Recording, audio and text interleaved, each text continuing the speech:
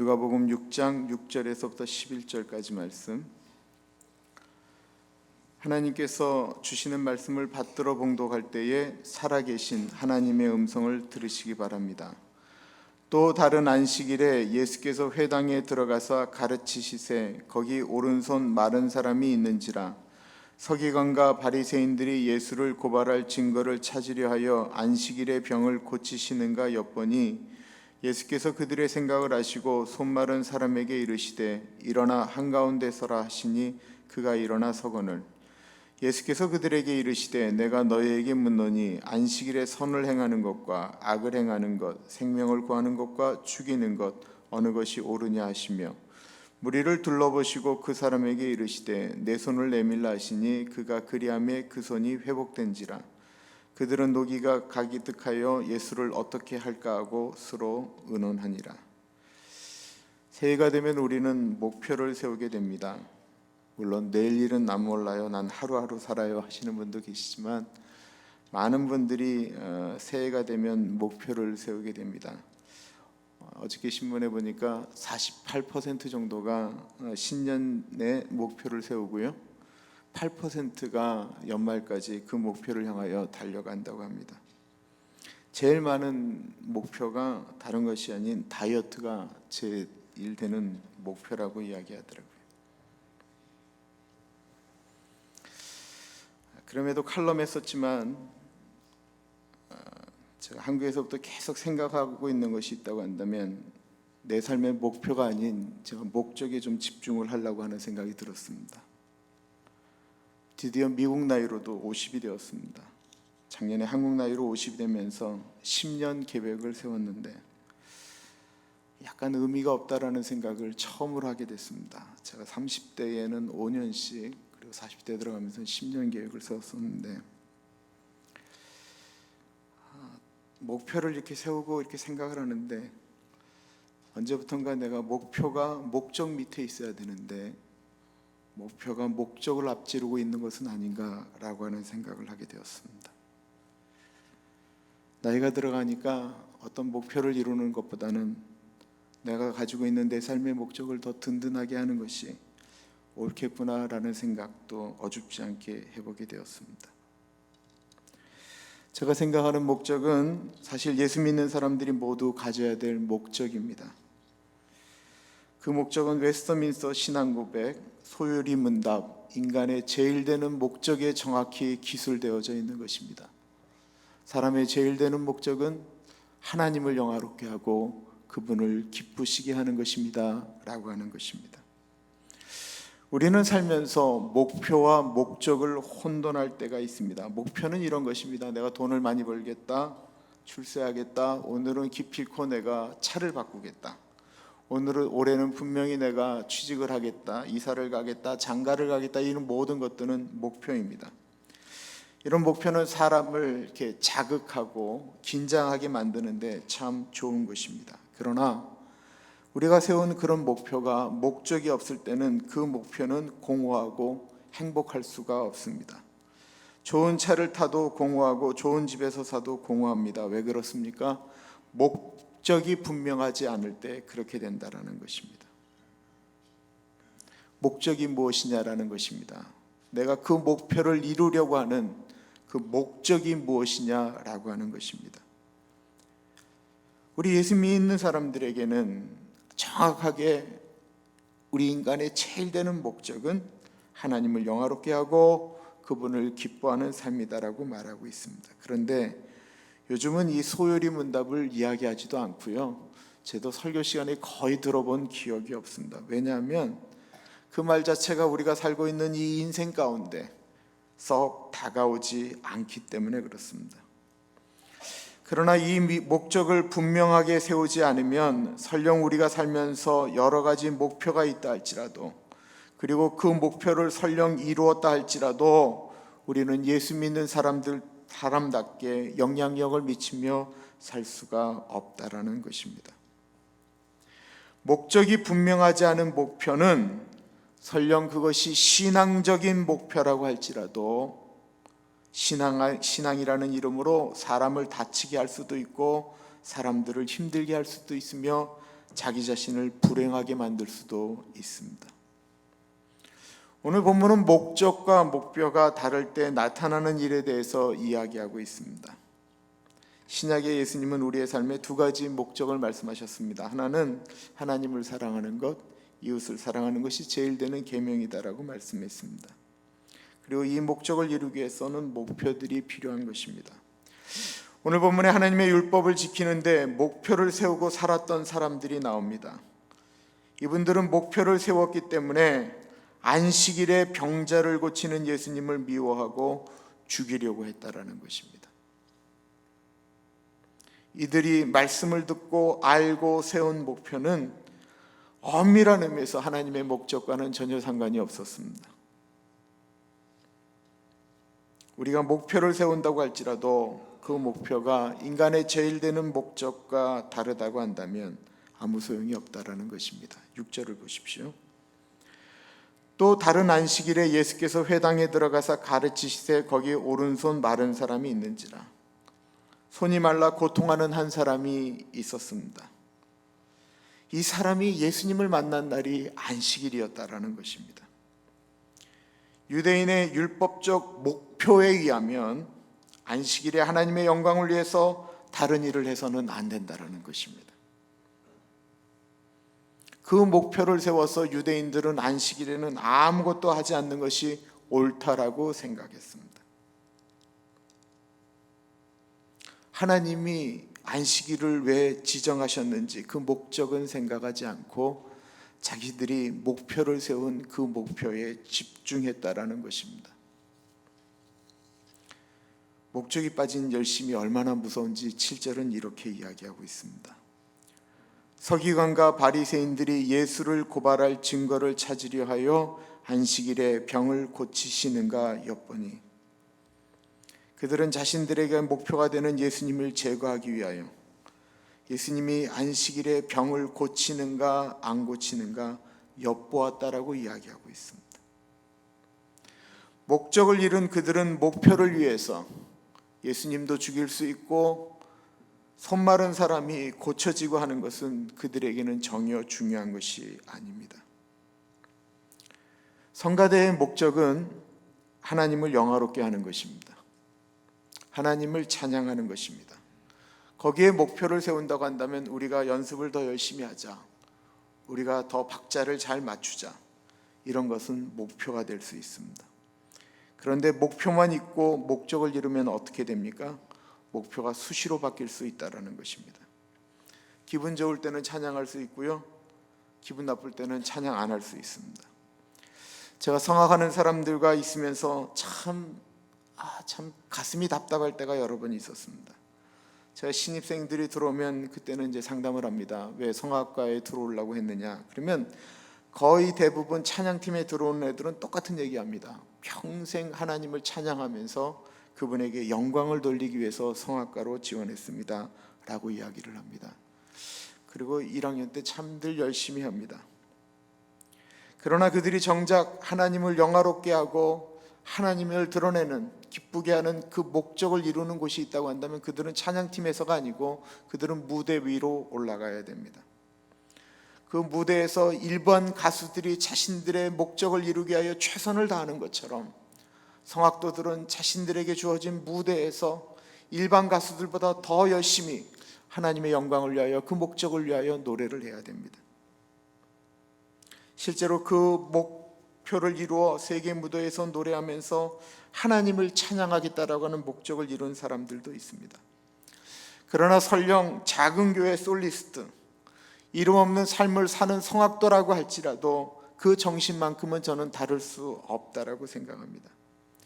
그러나 그렇게 들어왔던 성악도들이 세상의 성공이 목적이 되어질 때, 그러면서 목소리로 하나님을 높여드리겠다라고 하는 그 목적이 불투명해질 때 그들은 하나님을 찬양할 때는 목이 안 좋아 노래를 안 한다라고 이야기합니다. 그 안 좋은 목으로 밖에서 무대에 설 때는 또한 최선을 다합니다. 물론 돈을 받고 하는 무대에서 최선을 다해야 되는 건 맞습니다. 그러나 그들의 삶의 목적이 바뀌니까 그들의 행동되어지는 목표도 달라지더라는 것입니다. 사람들이 하나님을 영화롭게 하는데 목적을 두지 않고 살기 때문에 하나님을 영화롭게 한다라고 하는 소요리 문답에 인간의 제일 되는 목적이 공허하게 다가올 수가 분명히 있습니다. 그러나 그러지 않다라는 것입니다. 하나님은 사람이 굳이 영화롭게 안 해도 이미 영화로우신 분이십니다. 하나님이 영화로우신 분이시다라는 것은 피조물을 통해서도 이미 나타내고 있습니다. 시편 19편 1절에 보면 하나님의 영광을, 하늘이 하나님의 영광을 선포하고 궁창이 그의 손으로 하신 일을 나타낸다라고 말씀하고 있습니다. 이미 이 세상이 하나님의 영광을 피조물들이 나타내고 있다라는 것입니다. 하나님은 이미 영화로우신 분이십니다. 그러나 그 영화로움을 우리 사람들의 모습 가운데 하나님은 찾기를 원하신다라는 것입니다.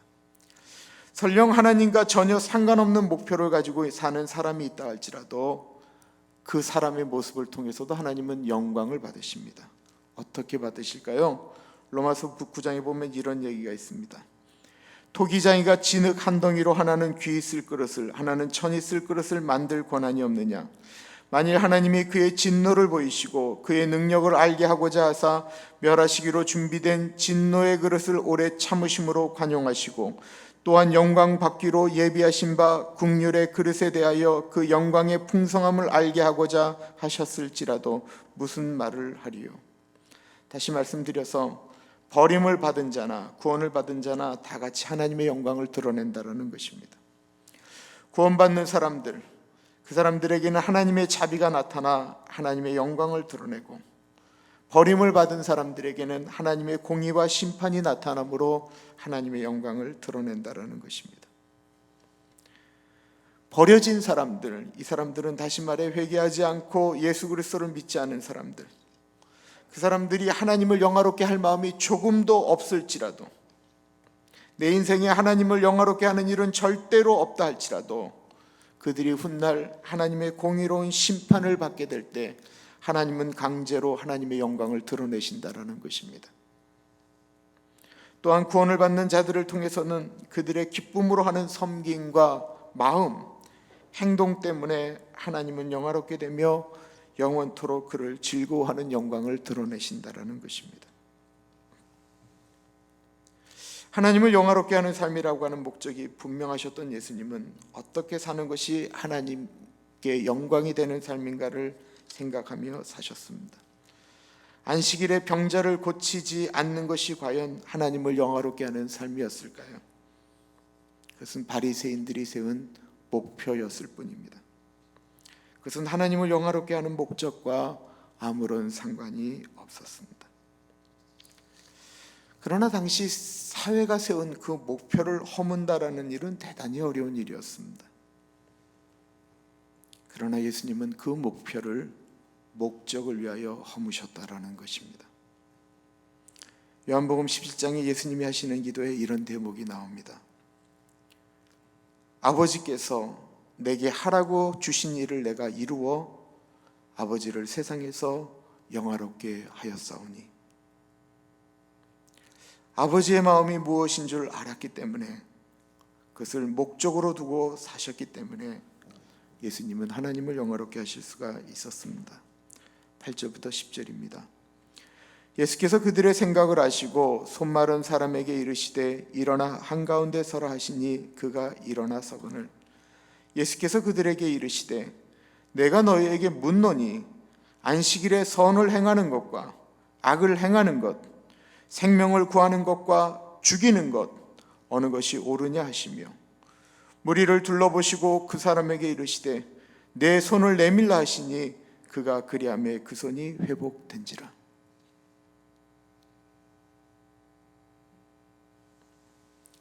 예수님은 목표 지향적인 사람들에게 묻고 있는 것입니다. 안식일에 선을 행하는 것과 악을 행하는 것, 생명을 구하는 것과 죽이는 것 가운데 무엇이 옳으냐라고 묻고 있는 것입니다. 안식일에 아무것도 하지 않는 것이 하나님을 잘 믿는 목표다라고 이야기했던 사람들에게 말하고 있는 질문이었습니다. 우리가 세운 목표가 하나님을 영화롭게 하는 목적을 무너뜨릴 수 있다라는 것입니다. C.S. 루이스라고 하는 분이 목적의식에 대해서 이런 말씀을 하셨습니다.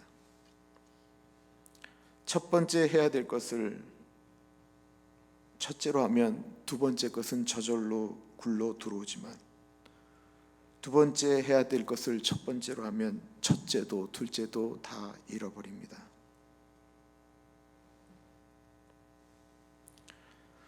첫 번째가 목적이라고 한다면 그 목적을 향하여 나아갈 때 목표가 따라온다라는 것입니다. 우리 인생의 첫 번째로 두어야 될 것이 무엇입니까? 하나님을 영화롭게 하는 것입니다. 예수님은 당시 바리새인들과 잘 지내면 더 오래 사실 수 있으셨습니다. 하루만 딱 참으시면 됐습니다. 안식일 다음 날 고치시면 됐습니다. 하루만 늦추면 아무 문제 없습니다. 불난 날 일도 없습니다. 불편한 일도 없습니다. 그런데 하나님이 원하시는 일은 하루를 기다리는 것이 아니고 그날 하는 것이었습니다.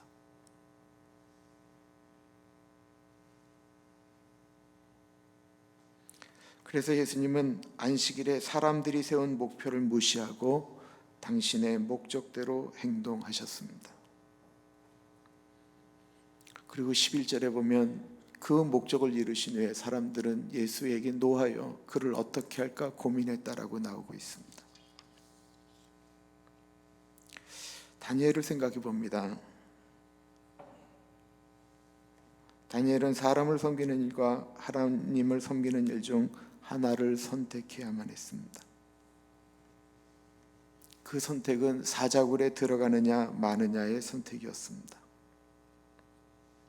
그는 열린 창문으로 예루살렘을 향하여 하루에 3번씩 기도를 드렸습니다.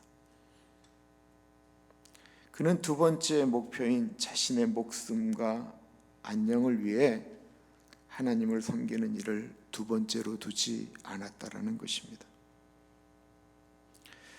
지금 미국 NBA 농구팀 샬롯팀의 제레미 린이라고 하는 선수를 아시는지 모르겠습니다. 뉴욕 닉스에 있을 때 2013년도에 황색 돌풍이라고 하는 것을 일으켰던 친구입니다. 은퇴 후에는 목사가 되겠다라고 공공연하게 이야기하는 백인도 아니고 흑인도 아닌 대만계 동양인입니다. 이 친구가 하버드 경제학과를 나왔습니다. 물론 농구를 잘해서 하버드를 들어갔는지는 모르겠습니다. 대학을 졸업한 후에는 2년여 동안 프로의 부름을 받지 못해서 오랜 시간 무명으로 살았습니다. 그러다가 뉴욕 닉스를 만난 다음에 황색 돌풍을 일으켰습니다. 그는 모든 인터뷰의 마지막 끝에 하나님께 영광을 돌린다라고 이야기하는 사람입니다. 그가 대학 시절 그 바쁜 시절에 운동과 성경 클럽 리더를 마지막까지 감당했다라고 합니다. 그 이유를 물었을 때는 그는 이렇게 대답하였습니다. 첫 번째는 하나님을 모르는 룸메이트가 있어서 그 친구를 전도하기 위해서 자기가 허탄한 데 시간을 보내지 않고 내 삶에 최선을 다해서 사는 모습 가운데 그 친구에게 하나님이 살아계심을 보여주기 위함이었다라고 고백하였습니다. 두 번째는 내가 농구 연습이나 다른 어떠한 것보다도 하나님과의 영적 생활이 너무나도 중요하기 때문에 그렇게 했다라고 말을 하였습니다.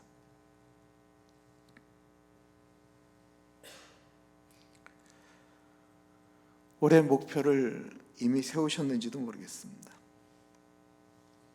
목표를 세우기 전에 우리의 목적을 다시 한번 분명히 했으면 좋겠습니다. 우리의 목적이 무엇입니까? 우리의 목적은 하나님을 영화롭게 하고 그분을 기뻐하는 것입니다. 그 목적을 분명히 한 후에 거기에 맞는 목표를 세우기를 바랍니다. 내 자신에 대해서, 내 가정에 대해서, 내 앞날에 대해서 그 목표가 하나님을 영화롭게 하는 목적에 맞는가? 이것이 분명해진다고 한다면 진짜 영향력 있는 예수 믿는 사람 되겠다라는 생각이 들었습니다. 나는 이미 나이가 들어서 목표가 없다. 그렇지 않습니다. 내가 나이가 들었지만 하나님을 영화롭게 한다라고 하는 목적이 분명하면 내가 할 수 있는 일이 있다라는 것입니다. 나는 더 이상 나이가 들어서 목표를 세우지 않습니다. 안 세워도 좋습니다. 목표를 세우지 않더라도 목적은 분명히 할 필요가 있습니다. 그러면 영향력을 끼칠 수가 있습니다. 내가 있는 직장 가운데서 내가 하나님을 영화롭게 한다라고 이야기한다고 한다면 우리의 삶에 최선을 다할 수가 있습니다. 어저께 저희 교회 잠깐 나왔던 청년이 방문을 하였습니다. 이동우라고 하는 형제입니다. 버클리를 나왔습니다. 근데 잘 풀리지가 않았습니다.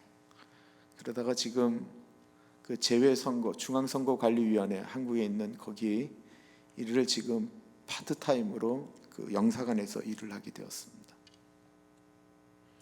이 친구가 교회마다 찾아다니면서 투표하셔야 됩니다라고 하는 것을 지금 홍보하고 다니고 있습니다. 근데 갈 때마다 그렇게 상처를 받는다라는 것입니다. 세상에서 제일 높은 벽이 교회다라고 이야기를 하였습니다.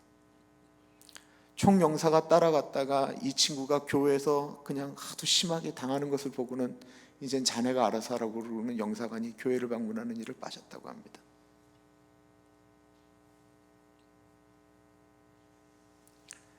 그럼에도 불구하고 내가 해야 되는 일이 하나님을 영화롭게 하는 목적이 분명하다고 하면 그 목적을 이루기 위하여 내 하는 일에 최선을 다하는 것입니다. 가정생활도 마찬가지입니다. 내가 하는 일이 하나님을 영화롭게 한다고 한다면 조금은 배우자에게 더 충성할 수 있을 것입니다. 내가 내 자녀들에게 하는 말이나 행동이 하나님을 영화롭게 하는 목적이 분명하다고 한다면 그 자녀들에게 모범된 부모의 모습을 가질 수 있을 것입니다. 이제 기도하겠습니다. 목적을 분명하게 세우셨으면 하나님 그 목적에 맞는 목표를 가지고 우리가 같이 기도하겠습니다. 하나님, 나의 삶 가운데 하나님을 영화롭게 하고 하나님을 기뻐하는 것을 나의 목적으로 삼습니다. 그것을 위하여 나의 목표를 갖습니다. 우리 목적과 목표를 하나님께 올려드리는 기도를, 다짐의 기도를 같이 하겠습니다. 기도하겠습니다. 존귀하신 하나님,